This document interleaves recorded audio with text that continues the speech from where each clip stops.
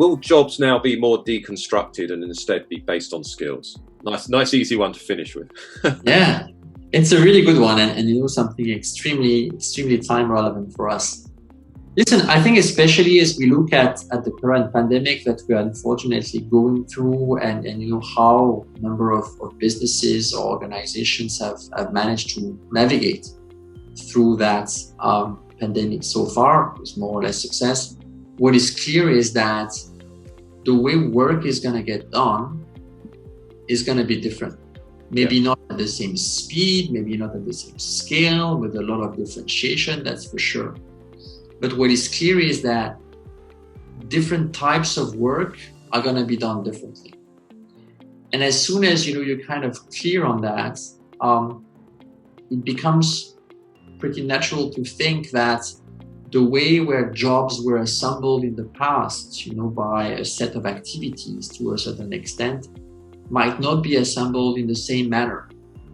And there might be opportunities to look at activities and tasks in a new context with new enablers around us, right? I mean, we talked about technology, be it automation, augmentation. I mean, set of tasks are going to be made differently.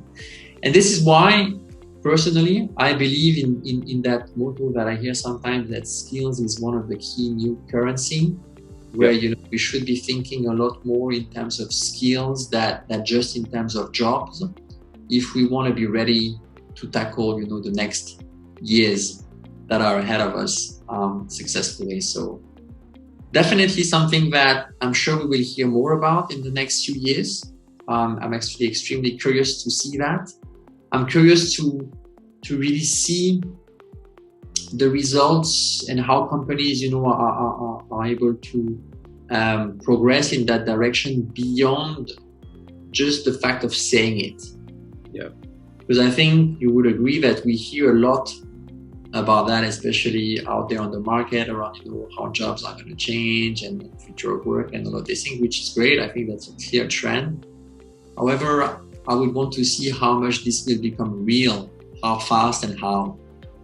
And at Merck, at least, we are trying to approach this very proactively. We don't want to be caught by surprise or be disrupted as much as possible. So trying to engage, again, as a whole company, right, with all of our partners, employees, leaders, into making sure that we can think or rethink how different types of work will be made and what will be the implications on jobs and skills. Great. And I think actually having that kind of employee experience as part of your responsibilities is great, because I think a lot of it will be driven by employees anyway, or the workforce, because we can't try and force the workforce to do stuff that they want to do. But I think a lot of it is coming up from the workforce now, and companies are having to adapt to that, which is no bad thing. Absolutely. Again, it's all about being driven by the impact and the outcome. What you want to have versus having too much of an HR-centric view. So staying close to how the internal and external markets are evolving and making sure that you can influence that to shape the way work gets done and the people dimension of it is extremely exciting. In this series, we will be speaking to a range of senior leaders who are pushing a data-driven and digital HR agenda. Make sure that you subscribe via your podcast app of choice and also via our YouTube channel for free and regular interviews with the digital HR leaders of the future.